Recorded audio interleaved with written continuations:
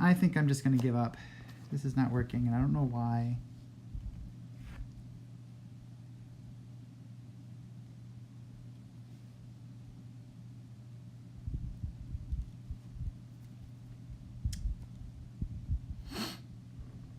So goofy. Hi, Amanda. I don't know what's going on. That's twice now it's dropped. Hi, Ash. And welcome back, FRT. Sam, welcome back. That's twice now. I don't know. Me too. I'm not going to last much longer on here, Sam. I don't know if it's because we're talking and our connection drops. Bobby, welcome back. Or if it's because something here. If I'm uploading, if the stream is bad. Strange. But the last thing on that hair removal, what this doctor was saying that Sam and I were talking about is that the frequency of complications due to having hair within the vaginal canal after surgery is the same whether there was previous hair removal or not. So getting the hair removal is not a guarantee that you won't get it, and not getting the hair removal is not a guarantee that you will. And like everything else within our community, there's a very small study group sizes, and there isn't a wealth of information, but this is what she's able to get her hands on. So that's pretty interesting to me as a professional, and putting her name and her surgery on the line.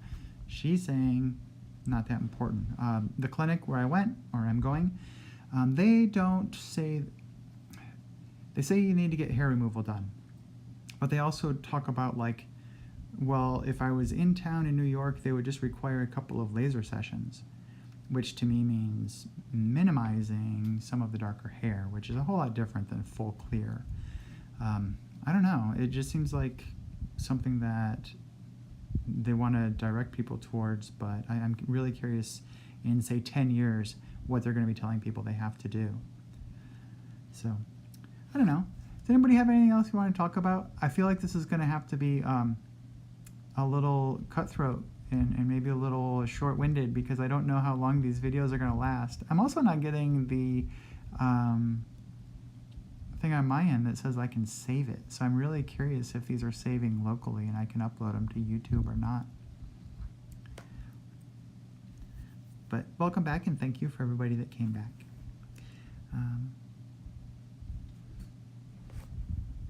I keep going to take a drink, and then somebody writes something interesting, and then I don't get my drink.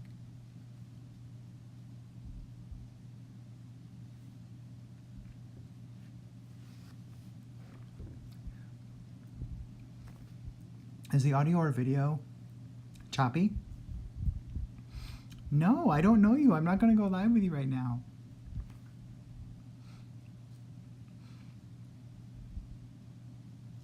I'm only going to take, okay. I'm only going to be taking live requests for conversation from people that I've at least established a rapport with through instant messages or in person, or somebody I know. I honestly just don't want it to get too creepy. Am I going to have a taco party? I thought about it. It is a dress. It is pretty fantastic, but I always have to wear the leggings under the dress because I'm not comfortable with showing my legs that high. Am I going to have a taco party though? I feel like I want to have a party, but you already have the tacos and hot dogs idea. So I'm kind of wondering maybe if I go with something a little different, like maybe burritos and roast beef sandwiches. I haven't decided. HR was very helpful. So I started my job, and within the first couple of days, I didn't have much to do but read computer-based training modules. And I had just looked up the Human Rights Campaign where I worked, rated it 100%. And then with like 15 minutes later, Bobby, who's on here now, she writes to me going, where you're working is 100% on the HRC. So it was like, yeah, I do. So yeah, it was pretty pretty cool to see that they already had all of their documentation laid out. They had training for managers. They had training for employees. I met another trans person randomly in the Valley that came out at work where I work, and she was able to help me out with like who she talked to in HR. We got letters together, all that sort of stuff, and made a plan. And the only thing it was waiting on was me getting comfortable with myself and being able to come out. I sat for quite some time on that. I waited, I came out to the first person at work, I think in July, and it wasn't until November that I came out. But yeah, they require a name change legally before they'll change your email address because of medical records and things like that, because it's health industry. And because of that, I didn't want to come out to everybody but still have my old email address, so I chose to wait. But they were cool with whatever I wanted to do in that regard. I just didn't want to have that mental disconnect between, okay, this person has Tommy on her email, but it's still the same old email as before, address, and I don't want to confuse things, and I figured it would just be harder for people to get used to. As I got closer and closer to my name change date, though, that I was getting closer and closer to saying, fuck it, I want to change my SIG file and come out to everybody, whether my name change and email change is done or not, because I felt like every time somebody would use my old name, it almost started to feel like a deliberate poke. And I know it wasn't, because they had no idea, but it felt that way, and I was getting really tired of it. So finally coming out was really good, and work was super helpful on that.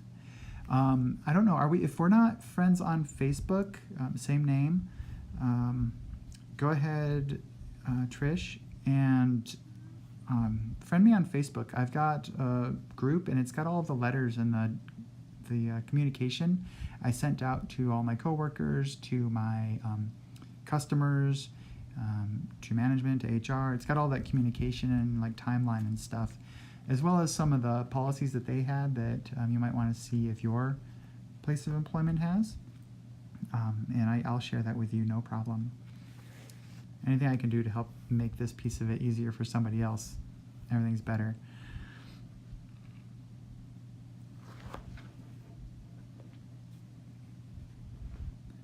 No problem. That's kind of what this is all about. And it's like helping each other out. I don't think hardly any of us are breaking ground here, but because I think in our own heads we feel so isolated sometimes, we feel like we're the only one and we're the first one. And maybe for your company you are the first one, but I can guarantee for your industry you're not, and your state you're not. And it's something that happens a lot more regularly now, and I think we can pool some resources and help each other out. Show of hands, we got 7 people now, and in the future, anybody on YouTube, show of hands, how many people were scared to death, and then when they went through with things, nothing was nearly as bad as the anxiety from the fear. That won't be the case for everybody. Some people have a very hard time in life after coming out, after they start their transition. Yep, there we go. But the fear and the self-doubt, and earlier on the loathing, thinking myself a coward, and just all the what ifs and all that anxiety, just even if things go poorly, being able to deal with those crap things without all that anxiety is amazing. You have so much extra capacity to deal with bullshit when you're happy. It really, really helps a lot. Yeah, Bobby, you are the queen of don't give a fuck. That's for sure. And I love that about you.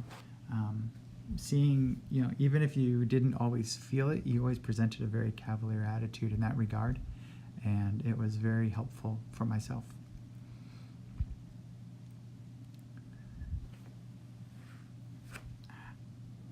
I have the fan on because, this is Arizona, so it's a little toasty in here, especially under the bright light. And it keeps blowing the hair into my mouth. But yeah, it's something that, it's so scary. I was working in a blue-collar environment, in a tech company, but for facility maintenance, facility operations. And I managed blue-collar employees, so I was very worried that, all these tradesmen were going to have an issue with me. I don't know if they would have, but I am in a similar, not a leadership capacity, but where I'm working now, I'm, again, working more on the facility side than I am on the IT side. And they don't really care. They talk a lot of shit about everybody, about everything. But once I came out, there's only one person that even says anything even remotely, misogynistic around there. And they would do that no matter who is there, because they've been there for 29 years and they just don't care. I don't necessarily like that person. They work overnight and they're used to not having anybody around. It's not right. But I grew up presenting male. I am used to that kind of talking. Anybody that, you, Trish, Bobby, and any number of people know, the locker room talk myth it's pretty much, if there are no women present, it's a locker room. You know that. So, that kind of talk, if you're already used to it, the talk isn't going to scare you. But what surprised me is how much, once it was in their face or it was somebody they knew, the attitude changes about who they're talking about. No, I don't know you. But once they have somebody in mind, people can talk all sorts of crap about trans women, and as soon as there is somebody in their life that, in this case, not like we have a great relationship, but there is a work relationship there, and just having that relationship with somebody who's trans, well, you know what, now whether I want to be or not, I am a representative of the trans community. I am going to behave in a positive way so that anybody else that this person meets, anytime they're seeing somebody on TV now, I'm back. Oh, good, you're back. It took for you forever to join. But I think the representation matters in that way. Now, perhaps when I think the person that almost everybody in these environments always points to is, what's her name? I just lost her name. Caitlyn. Thank you, Caitlyn Jenner. And it's just because she's in front of everybody, and good or bad, like her or not, I don't think she's a great ally for the trans community, and in some ways I think she's a pretty deplorable human being. But it seems like that's their only reference point.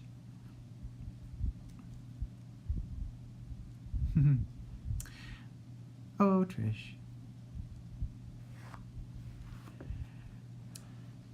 She asked you if you wanted to be a girl. So for people later, somebody's asking, says my wife supports my cross-dressing. She asked me once if I wanted to be a girl. I said no, like a fool.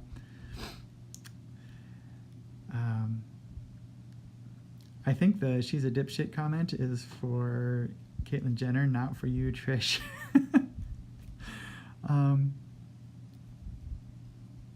I hope we're all clear on that. But yeah, isn't that funny? Even right there in your face, it just seems like so.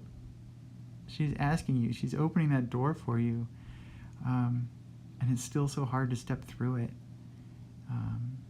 I don't know your relationship. I don't know if that's something that you're worried is also going to end poorly if you let her know, or is it just if you tell somebody else out there in your real world? If that just means it's real. I don't know where you're at. I thought I was a cross-dresser for a long time. For people that don't know the difference, cross-dresser in this case is a man who enjoys dressing up as a woman, either for emotional relief or health or for sexual reasons or not. It's for any number of reasons. But that is still somebody that identifies as male dressing the part as female and being able to put that away. And for somebody who's transgender, obviously that's not the case. It's you recognize inside you are whichever gender that you are identifying as, and you want your wrapper to match. Then you realize that you've been cross-dressing your whole life. So it's one of those things. Like, I hope that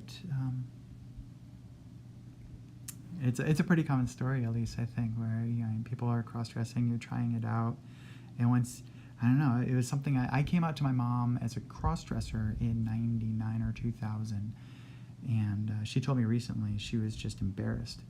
She was embarrassed to have a cross-dressing son, and so she felt really weird about that. But at the time, I remember telling my friends, where it was just like, I think I showed up to my friend from high school's house wearing a skirt one day.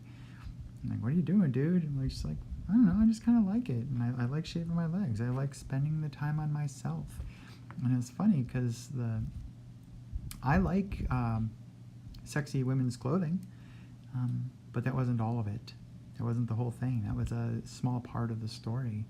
And I liked more the aspect of focusing that time on myself and being allowed to. That's something that macho men are not allowed to do. And I was never a macho guy, but I thought I played a good game. I was mistaken. Yes, obviously I'm not going to type to you while I'm having this live chat, but please message me and I will talk to you in private message about this stuff. I understand you're private, and that's fine.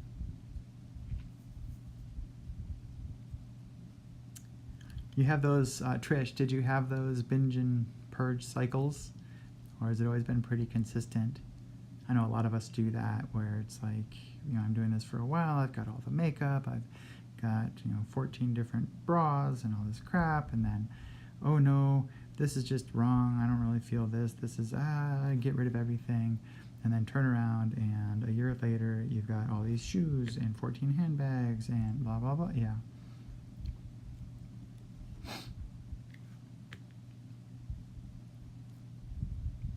Yep, all the purging. Yeah, me too, Ash, but like, the things that I would purge were or binge on were the things that didn't fall into that goth aesthetic. It helped with that cycle once everything I bought that was femme was goth appropriate and I could wear. All right, Bobby, talk to you later. You must be getting close to your trip. Yeah, how many times did you throw out nice things? Didn't even donate it, I bet, right? Because you're too afraid to take it to the Goodwill. And it's just like, no, gotta put these double wrapped in plastic bags and hide them in the trash where nobody will see them before the trash dumps. It's like throwing away sex toys. How do you do that?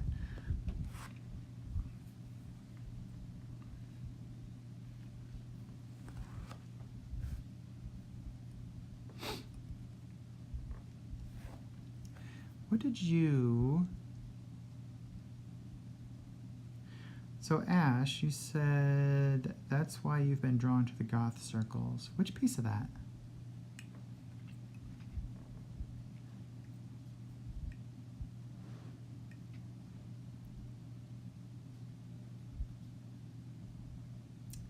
Yes, people seem open to non-cis.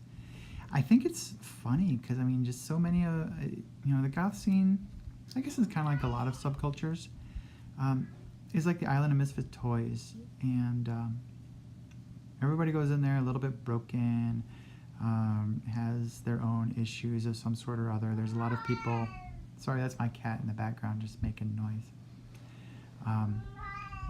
The people just, have this sense, they were picked on for whatever reason, either because they were goth or they went and joined the goths because the goths wouldn't pick on them. I don't know which way it goes. It's pretty common though. Yes, she's very vocal. She's an old black cat. She's about 18 and a half now, I guess. So she's allowed to make noise. But yeah, I find that a lot. That, I liked that. There was even, gosh, what was that? 2002 maybe, 2003. There was a woman that transitioned here locally that I really wish I'd kept in touch with. She, started off, she was presenting male, and at the time I was like wearing skirts, and I actually danced, which it's been a long time since I danced. All right, Trish, remember to write me on Facebook. But yeah, it was just like, watching her, she was, working on her voice, and it was very difficult watching her work on her voice, and she was taking belly dancing classes, and she would try her moves out on the dance floor, and when she got her first skirt and she was dancing, it was really fun to watch. Just seeing her be able to be herself.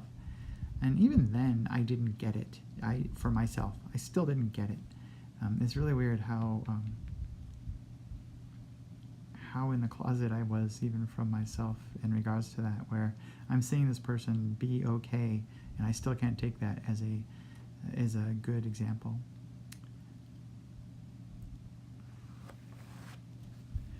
So, well, here we are at about an hour. That's about how long I said. Sorry for a couple of breaks.